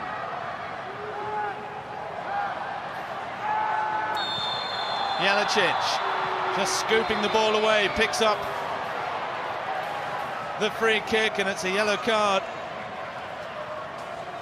for Oscar Priestman.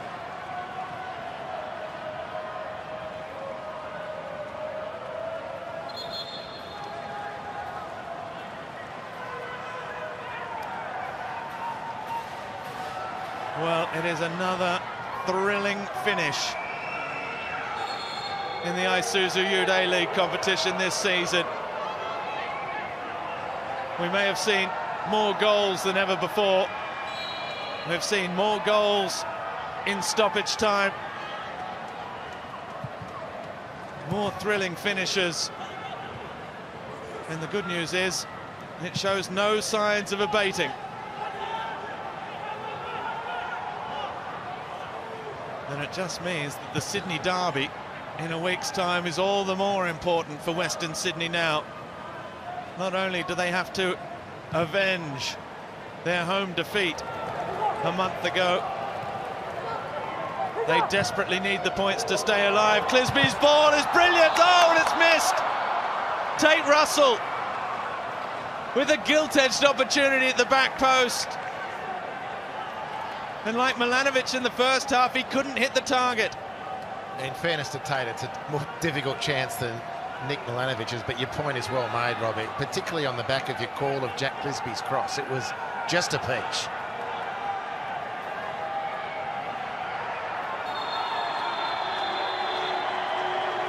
Macklin Freak, who has just made his first ever penalty save in the A-League, and what a crucial one it may yet prove to be, picks up a yellow card for time wasting.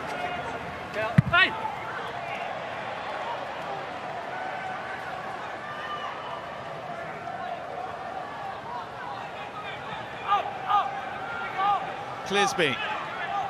Western Sydney want the ball long. Antonson's nod down. Lofthouse, he's done well with Mile Uznic. Lofthouse is on the charge. Mile Uznic is heading for the corner flag.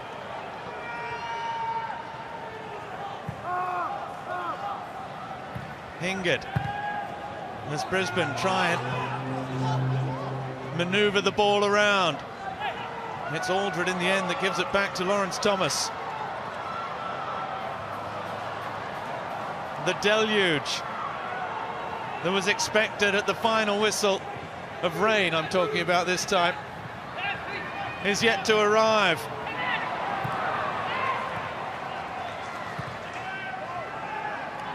But this has been one epic encounter. Free kick again for Mile Uznic. Huge night for Brisbane. They're nearly there. The Wanderers working really hard to try and get another chance on goal and salvage a point.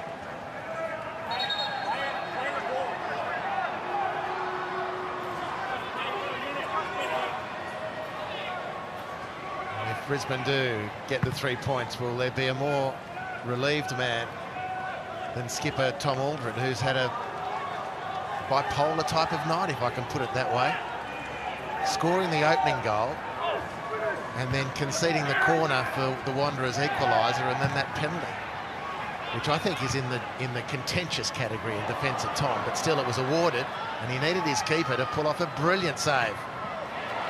Will it be enough for Brisbane? Here come the Wanderers again. No way through for Jelicic. Parias takes over.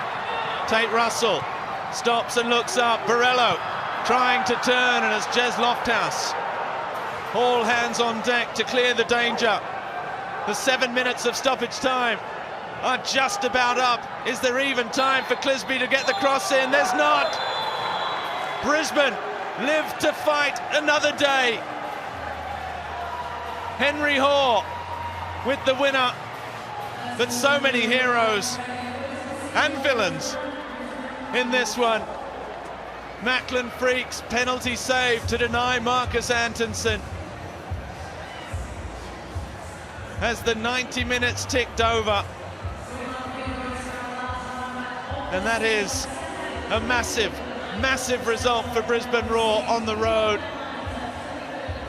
And the disappointment returns as Western Sydney's return to Combank Stadium for their first game in a month at home ends in disappointment in monsoonal conditions.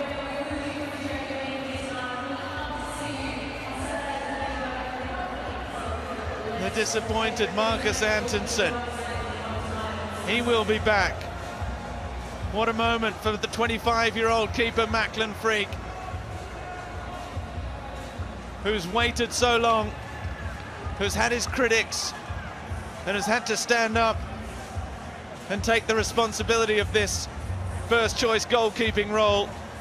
Well, never did the gloves fit as well as they do tonight. Aldred and Hoare for the Roar, either side of Piraeus for the Western Sydney Wanderers. We're finished at CommBank. The Wanderers 1, Brisbane Roar 2.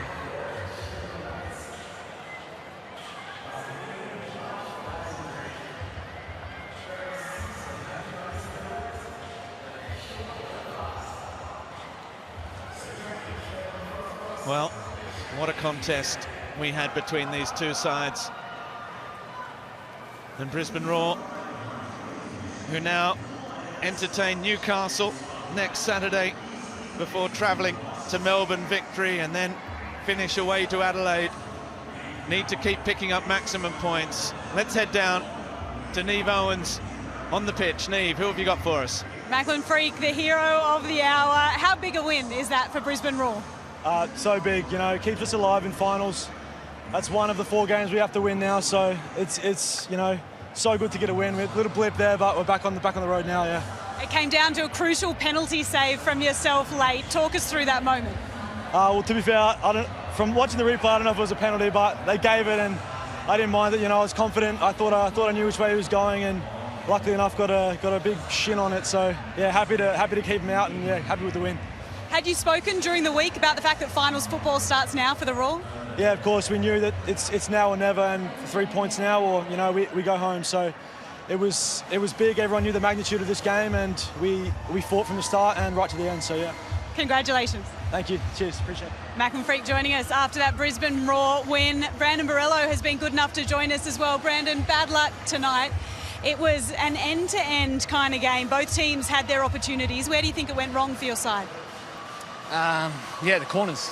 They scored 2 goals from corners, you know, the second phase.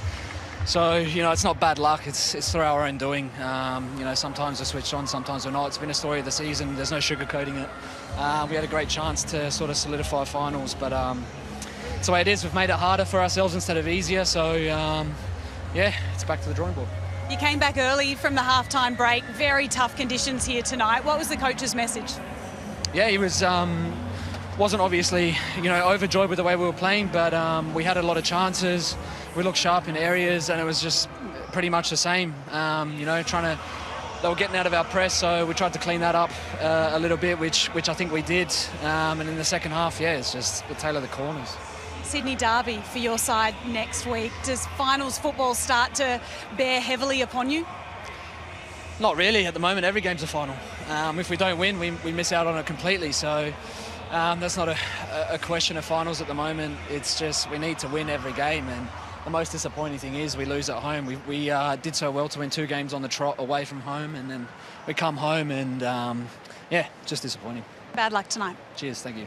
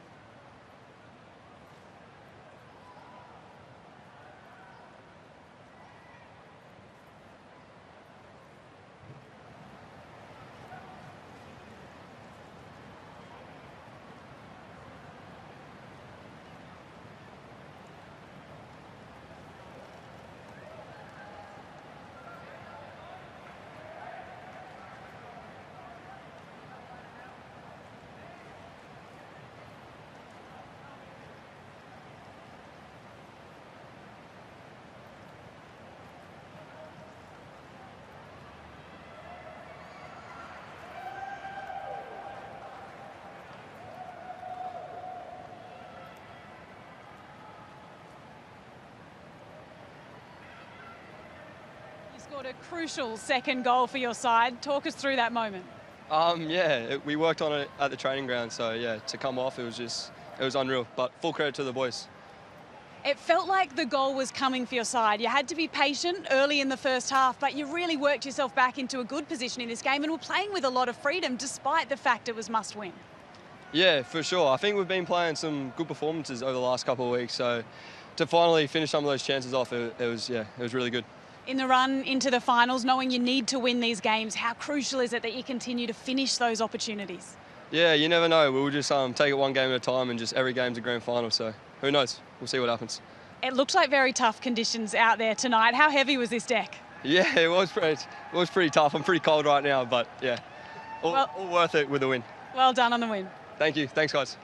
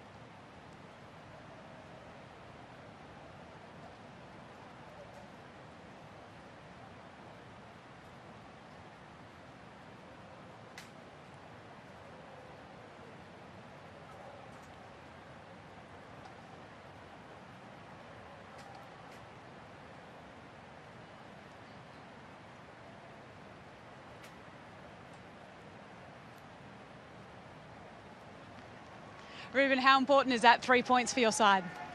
Yeah, look, it's great for for belief. I think more than anything. Jay O'Shea summed it up best. He gives me a hug after the game and says, we've played the same week after week and not got the results. So it's nice for us tonight to get the points, and I think that'll spur the boys on a little bit. It felt like your side had to be patient in that first half and really work their way into the contest. Were you happy with how they managed to do that?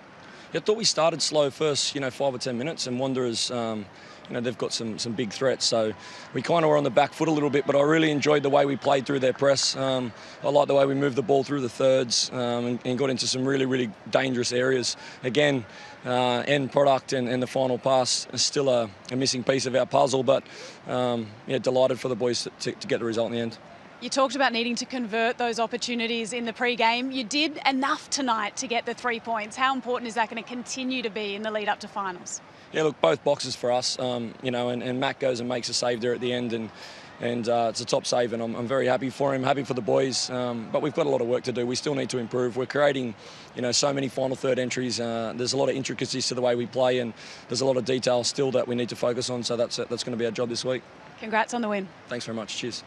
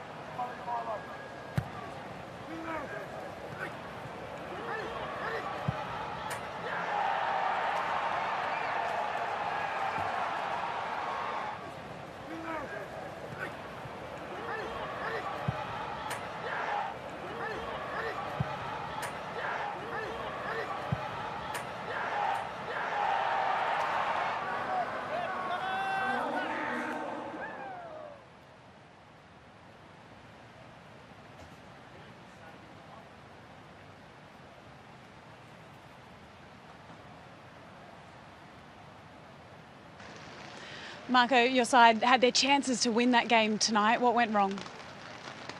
Exactly what you just said. We didn't take our chances, including the missed penalty. You know, we created enough to win that. I didn't think we deserved to lose that, that's for sure. Just one of those games. We talked about starting games better. Your side did that tonight, dominated possession early. Were you happy with that change? Yeah, the mentality of the playing group and the way we played and applied ourselves was really good. But like I said, we conceded 2 goals from set pieces, from corners. You know, that's unlike us, but it has happened this season, so it's something that we need to rectify. But all in all, you know, I thought we deserved to win that game, you know, notwithstanding the penalty that we missed.